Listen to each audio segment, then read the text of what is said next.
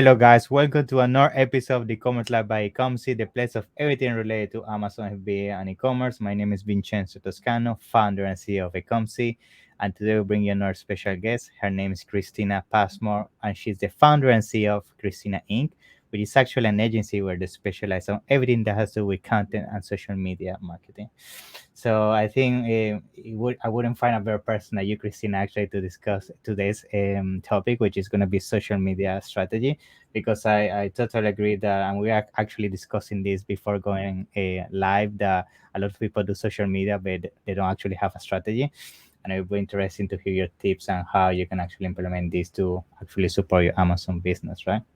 Exactly. So let's get started. Yeah, welcome to the show, Christina. It's a pleasure. How you doing? Great, good. It's so nice to be here. Thanks for having me. So, It's yeah. a pleasure. Thank you for being here. I think I've been following your work for quite a while now. I see what you do with social media. You also write some blogs for us, so amazing work.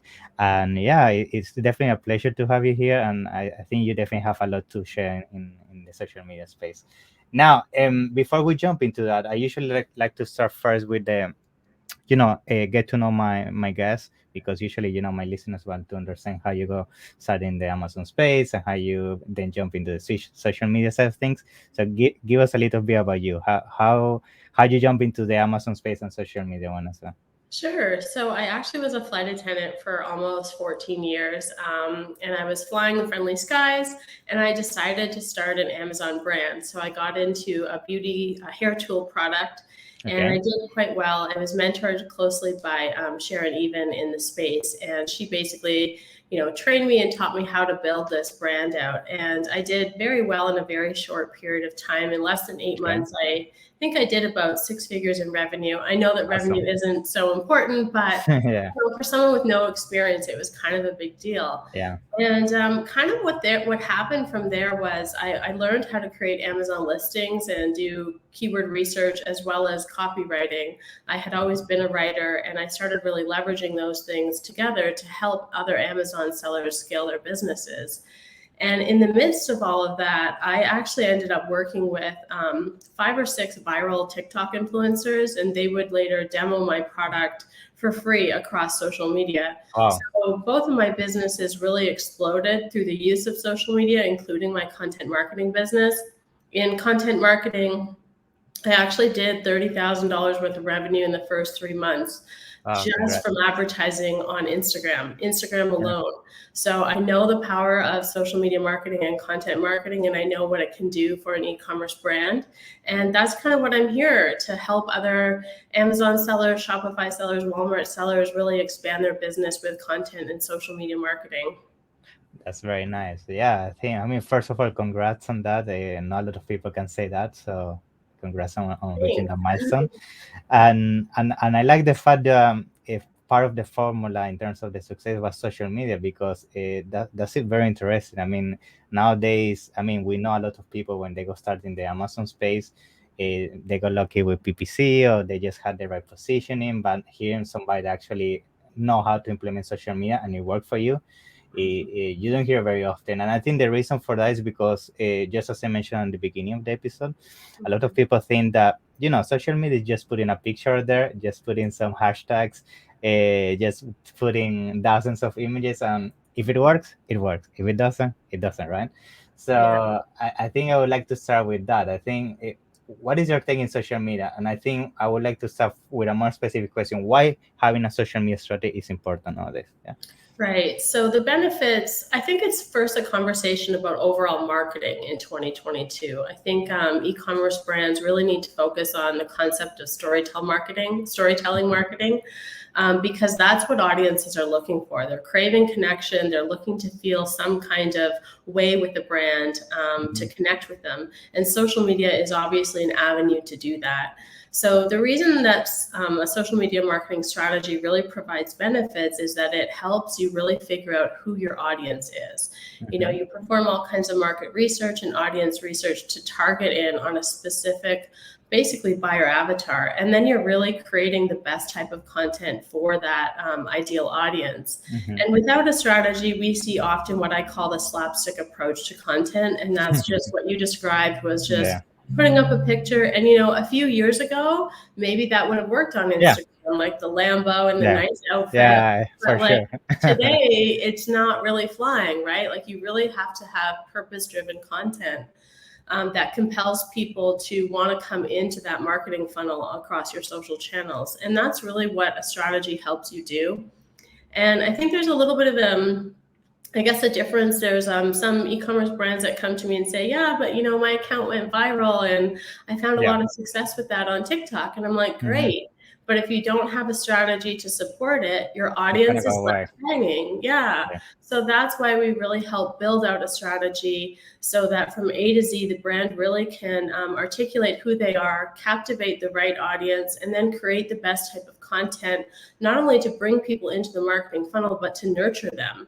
Because many of these social media platforms are really transitioning into nurturing platforms like Instagram. Mhm. So those are really the benefits of a social media marketing strategy. Yeah, I totally agree. I think, especially on Amazon, I think nowadays having some kind of strategy outside of Amazon is so important.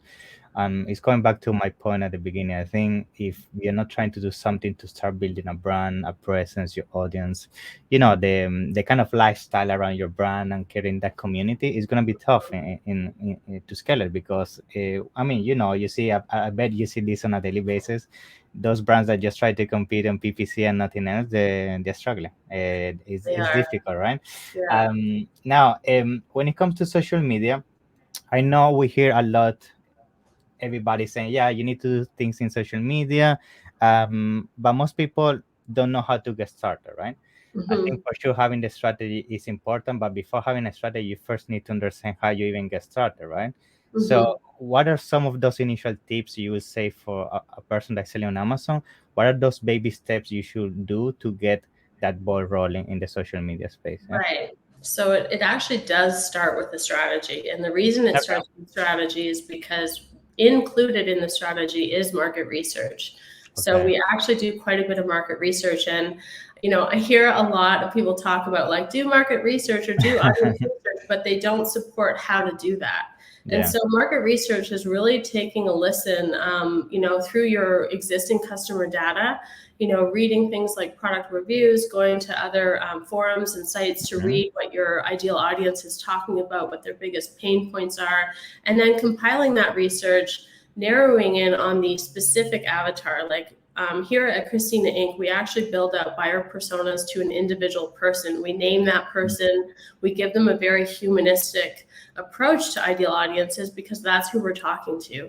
So Mhm. that is really the foundation of the strategy is market research and then audience research. And that's kind of the starting point. And then from there, you can figure out what channels might be the best channels for your business. Not every brand is going to go hard on every single channel. Yeah.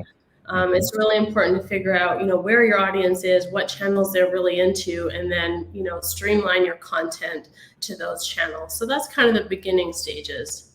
Okay, interesting. And when you're getting started in terms of designing your avatar and everything, um, you also were mentioning that some platforms, some brands are not gonna go hard with some platform at the beginning, and I think also that comes down to the avatar. I guess that when you're studying the avatar of your customer base, you also take in consideration where your customers are, right, in terms of the platform and everything, right? Exactly, yeah, and that's where the social listening really comes in handy because you're actually getting online and figuring out where your audience is spending Mm-hmm. time. For example, I think Facebook is when we talk about Facebook, we largely undervalue the audience that's on I know Facebook, a but there lot. is a huge audience on Facebook for a very specific type of e-commerce brand and Mm-hmm. product.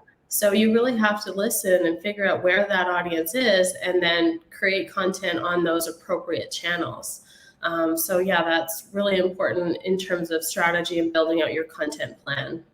Okay, very nice. So now let's start jumping into the type of content we put in our social media channels. So I have seen some brands that they specialize just on doing video content. Some do just images, some do a mix. So I know at the beginning when a brand gets started in social media, it's very difficult, to find the right quality in terms of a content because you're just getting started. You cannot be paying thousands of influencers to create the content and get the ball rolling. So what is usually the easiest source of content when you're getting started that you think is the most cost effective way, because realistically you can be, creating high production value from day one, right? Right. So it depends on the channel, but video content is king. I think we all kind of know this. Most platforms right now are streaming towards video content. If there is so many free tools that you can create videos like for nothing. Like there is a site called Pexels where you can download free video content, and then you can add your own captions and GIFs and kind of make it your own branded video. So there's lots of options to actually create high quality video content for pretty much next to free, really. Yeah. But other than that, we really focus on building out a content strategy as part of your social media marketing strategy. And that always takes a pillar formation. So we're really focusing on 3 to 5 main pillars. And these are common. I'm sure people have heard of these before. The 3 that really resonate the most are growth, inspire, and promote. And so with the growth pillar, we're looking at creating high value content. I always kind of laugh about this because I hear this a lot on LinkedIn, especially I know. in the Amazon community, like just create more value. Yeah. And then it's like cricket so vague. saying what value is. But just to make it very simple, high value content in 2022 is not necessarily the how-to and the education. That's part of it. But high value is really about the most resonating type of content. What is going to hit that unaware market the most, or who is even aware, is going to hit them at the right time to draw them down into your social media funnel. So that's really what high value really comes down to in this day and age. And so in addition to the growth pillar, we have the inspire pillar. And I think there's a misconception with this pillar as well, that people think it's just like a resonating quote or something that really resonates. And that is more in the growth pillar. What inspire is really about is inspiring people to engage. Because if you don't have any engagement on your social channels, you're really not meeting any of your goals. So we want to inspire the audience to engage in the content. And then the last pillar that we often create is a promote pillar. And this is basically, promoting without sounding like you're promoting. Promoting in a way that's very authentic and natural. So that your audience just feels like, maybe I need that product in my life, So that's kind of how we formulate content. It's not just like a pretty picture that you found. It's a very comprehensive approach to creating the best type of content. But when you hit it, it's extremely effective. You can see a very big difference. So, Great. Okay. Yeah. So I think that's very interesting, and I like the fact that you mentioned the engagement side of things, right? So I see a lot that brands out there have a nice strategy, at least from my point of view. But then when you see the engagement, there's nothing. Like there's little likes, little comments, and things like that. So what is some practical advice a brand owner can do to fix that? Because it's difficult. Like, okay, people don't like my content, people don't comment my content, people is not clicking, but how do I take that feedback and fix it? Because it's tricky as a brand owner to understand what is going on. As part of a social media marketing strategy should always include an engagement strategy. And that requires effort from the e-commerce brand. We don't just put out content no matter the strategy that we create and then leave it and walk away. We have to engage with our audience. We have to nurture our audience, especially on certain platforms. We want to be seen as, invested in the audience so that they feel a part of that community. So that is also its own strategy. So for engagement, I tell e-commerce brands that they have to dedicate time, a couple minutes every single day, and they have to engage with not only their existing audience members, but then once they know their target, they have to target new audience members. And so this is why hiring a social media marketing agency is really to your benefit, because this is what we do. We don't leave our brands and tell them like, go engage on your account now. That's just part of our offer to help brands really, entice new people into the marketing funnel, but then also nurture the existing audience. But if you're not able to hire out a social media marketer, then you have to just really kind of make it part of your daily routine and reply to comments, make new comments, but be very strategic. I always find it interesting how brands just start like kind of like flying out engagement, but they have no like thought about with whom. They just want the number to look good. I see. Yeah, but the vanity metrics really they're not really that important. Like they matter, but we really want to target people who want to be a part of the community because they're more likely to purchase once they feel not just masses and that's it. Yeah. Exactly. Yeah. So it does take a little bit of time and effort and dedication. And I do recommend to clients that whatever they can do with the amount of content they're putting out and also engagement, just be consistent. If they can't meet once daily post or they can't meet once daily engagement and it's only a few times a week and like 3 to 5 posts a week, fine, but be consistent with that because your audience is expecting it. And the minute you start ghosting for long periods of time, your audience is starting to think like, oh, they're not reliable or they're not really building this community, and they disappear. So that's really important for not only engagement, but your content as well. Yeah, and now that you mentioned that, I actually have an interesting question, which is regarding the amount of pieces you put out there. So we know that there's different numbers out there. People say, okay, once per day, 3 per day. There are many different strategies, right? So I would like to ask you, based on your experience when working with multiple brands, what would you say is the bare minimum and of content that you should putting out there? Is 1 per day, 2 per day? What do you advise on that? So I really think that we need to shift from quantity to quality. And we really need to target these pillars and this content pillar approach so that we're hitting the audience in the right way. Because for my business and my clients personally, the number doesn't matter if it's not high quality. And if it's not hitting the audience, it's just like putting out content. It just doesn't really make sense. Yeah, so really focusing on the quality and focusing on these content pillars. And then, like I said, being consistent. So if it's only 3 posts a week, okay, but you're committing to 3 posts a week and you're maintaining that consistency because you want to show your audience that you're reliable, people can count on you. So that's really what's important. Obviously, I love content and I would always try to get at least 1 post a day. What we call growth mode on certain channels requires high volume content, 3 to 5 posts a day, which many e-commerce brands at this level are not really, they're not ready.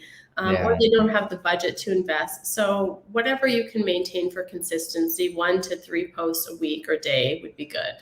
Yeah. Okay, that's interesting. And now on the other spectrum of the scale, I wanted to also ask you, have you also seen if a brand is the opposite? They put too many things out, like 5, 10 pieces per day, all over the place, doing lives, everything possible. Yes. Don't you feel that sometimes can create brand fatigue in the audience as well?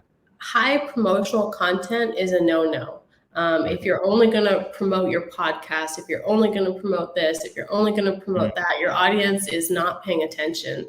You're going to find your engagement rate next to nothing. You're going to find your follower count start to drop off because you're not providing with them anything that they find useful or helpful or beneficial. And you're not building a community. You're just promoting yourself. So again, this is where quality trumps quantity. Mass spamming content is really not advantageous to your brand. It really isn't. Just focus on the content pillars and delivering quality, and then you'll see some quality results. Yeah, for sure. Yeah. Okay, interesting. Now, let's jump into the results side of things. So we know, at least, in Amazon, you have something to relate to. You have like ACOs, HACOs, conversions, sessions, all of that. But in social media, it's difficult to really measure success, especially if you're mixing that with Amazon, right? So how would you say somebody that is doing the jump from Amazon to social media, what are some of the basic KPIs, or at least things that they should consider to start understanding if that is working for them or not? Yeah. Right. So every channel actually offers pretty in-depth analytics. And so whenever we start an account or, take over an account, that's the first thing we do is review the analytics. So there's some things that we call vanity metrics. So that would mean things like comments, likes, the following count that to the eye, untrained eye, might look good. but we're actually doing a deep dive into the analytics. So we want to look at things like reach. Reach is the number of people that the content was distributed to. It doesn't necessarily mean that anyone stopped and watched the content. It just means it was distributed. And then impressions is the number of people that watch the content, and it can include multiple impressions as well. And then there's even further analytics beyond that. There is hashtag effectiveness. So how many impressions came from your hashtags? We know that there's a transition on many social channels right now where hashtags aren't really the driving force of your reach. You should still be using them, but they're not necessarily the be all and end all. Yeah. So there's a slew of account metrics in there, including website tabs. There's a whole bunch of things that as social media marketers, we're scouring over because the analytics tell us what's high performing from low performing. And the idea is that over time, we really want to create the best type of content to match the high performing content in your account. So without those analytics, we don't have data to say what is effective or what isn't effective. And I think that that's a common misconception as well with most businesses and brands, is that they put up content and then they don't see any kind of a reaction, so they think it's failing. That's not necessarily the case. It really depends on what the post insights are. How many people saw this content? If there was a high number of impressions and then very few vanity metrics like likes and comments, maybe it means that we're missing something in the caption, or maybe the graphic just didn't hit in the right way. So the analytics are kind of like, it's just like Amazon PPC, right? You don't make these decisions without understanding what is going on in the advertising world. And it's very much the same in social media marketing. The analytics really are the data to support what's working and then what isn't, and then we optimize. I tell Amazon sellers, e-commerce businesses this frequently, that just like their e-commerce listing is not a set it and forget it, part of their digital shelf, neither is social media marketing. It requires optimization to really get the best results. That's very nice. Okay. And now when it comes to this this link that we're talking, which is basically doing the jump to social media, what are some of the strategies you have seen working the best, at least for us Amazon sellers? And what I mean with strategies, like, do you do a lot like giveaways or promotions or things that drive traffic to Amazon? So what type of things have you seen that reciprocate a result on Amazon as well in the long term, at least from what you have seen? So this might shock some people, but ads, I would not invest heavy amounts of money into social media marketing ads right now, except for certain platforms, possibly TikTok. But to put out a branded ad on Instagram or Facebook right now, I'm not 100% sure. It really would depend on the product and how much of a story that brand has behind it. But in terms of like promoting and getting more traffic to the Amazon listing, it really comes down to the social media marketing strategy. And once that content begins effective, you give those people a place to go to. Now, here's the thing with the Amazon listing is that, say you garner the community on social media marketing and they start clicking and getting interested in your, your link to Amazon.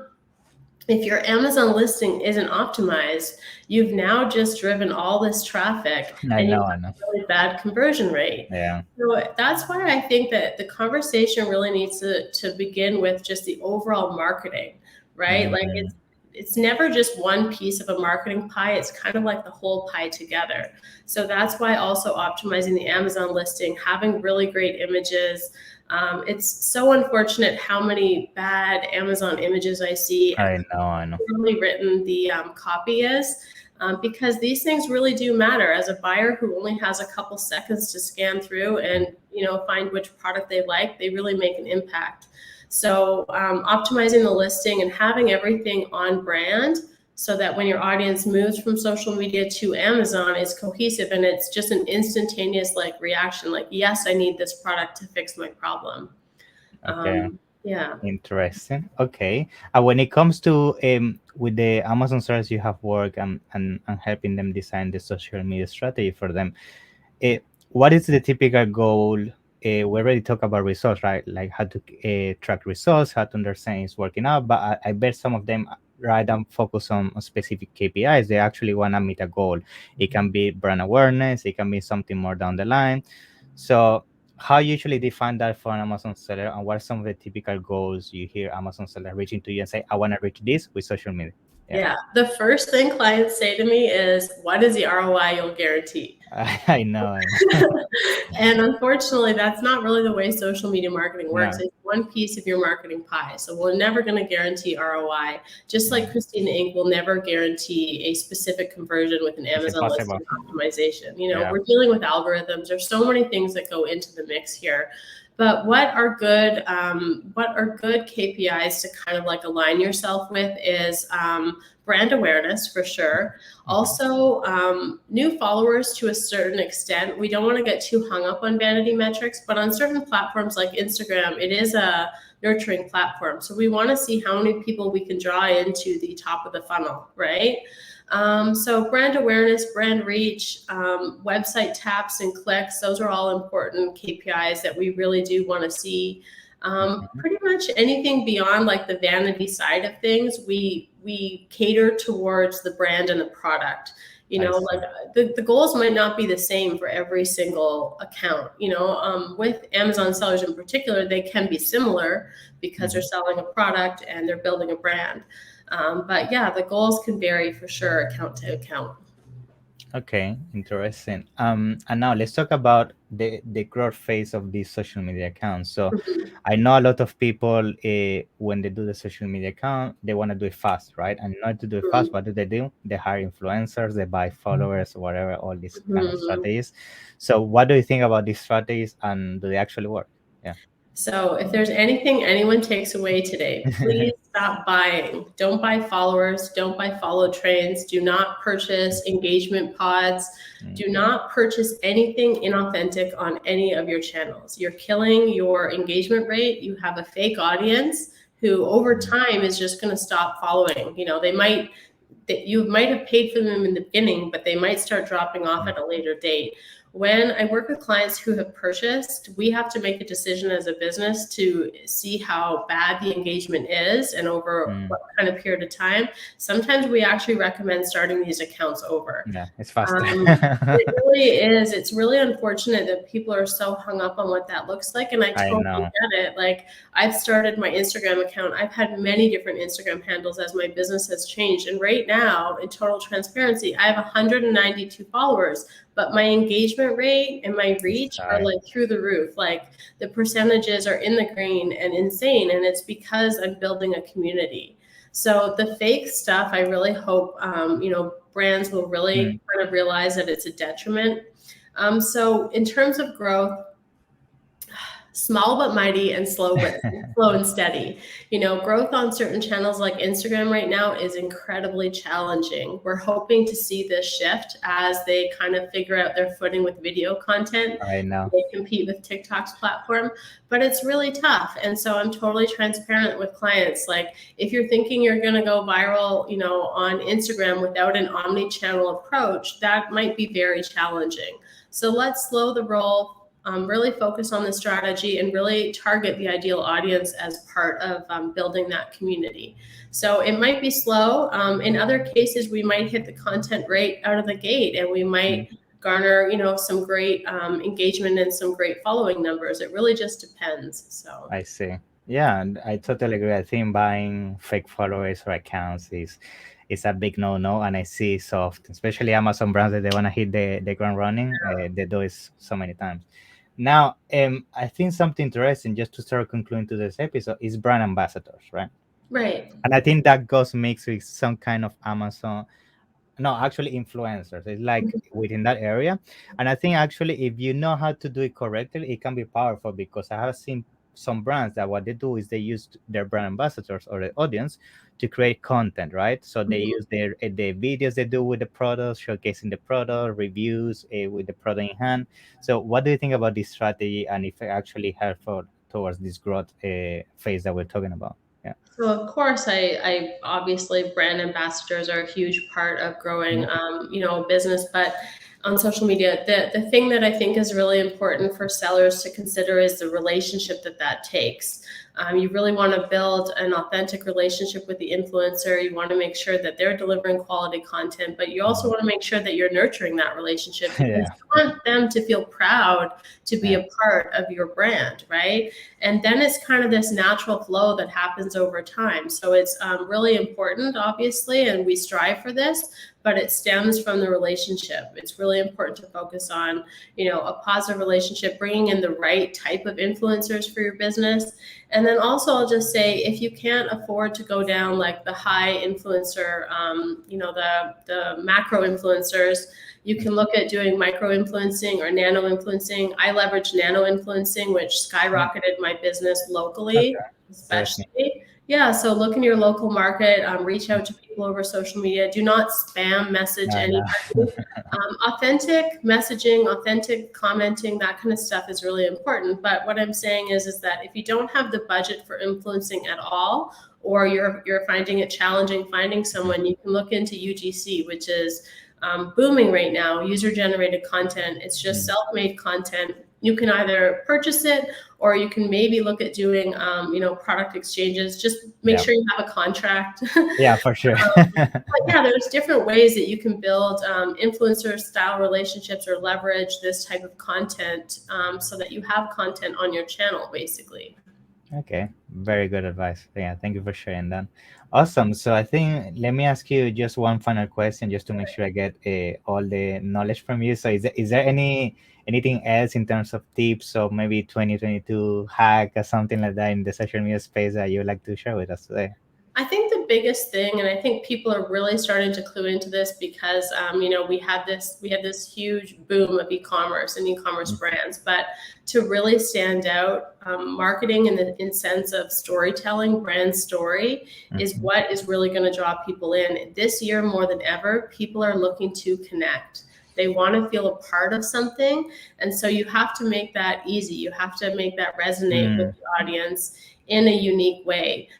So, copying someone else's content, copying someone else's brand, like throw all of that out the window, find out your unique brand identity, and then build a marketing story around that. And you'll be able to carry that across every channel that you go, whether it's your Amazon listing or your social media marketing.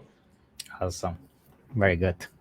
Yes, so that would be everything. I mean, thank you very much for all the advice. I think all the strategies, all the things we touched today are going to be very helpful, specifically for all those getting started in the social media space. I mean, I see so much bad advice out there. Yeah. Hope this episode can help them get in the right direction, right? So let me give you an extra minute or so you can also tell us about where people can find you. I'm pretty sure a lot of people will be interested, so you can help them with the social media strategy and everything that has to do with that. So yeah, share all that with us. Sure. So our website is www.christinainc.com. We also have a private Facebook group, and the private Facebook group is for e-commerce sellers. So you'll find Amazon, Shopify, Walmart sellers.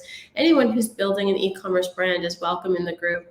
And I also have a public Facebook page where you can learn some content that is also similar to what is on my Instagram account, which is Christina Inc. Content Marketing. And of course, you can email me at hello@christinainc.com. Awesome. Yeah, thank you very much, Christina. So looking forward to have you on the next one. Okay, thank you for being Thanks here. for having me. It's been a pleasure. Bye bye. See ya. Bye.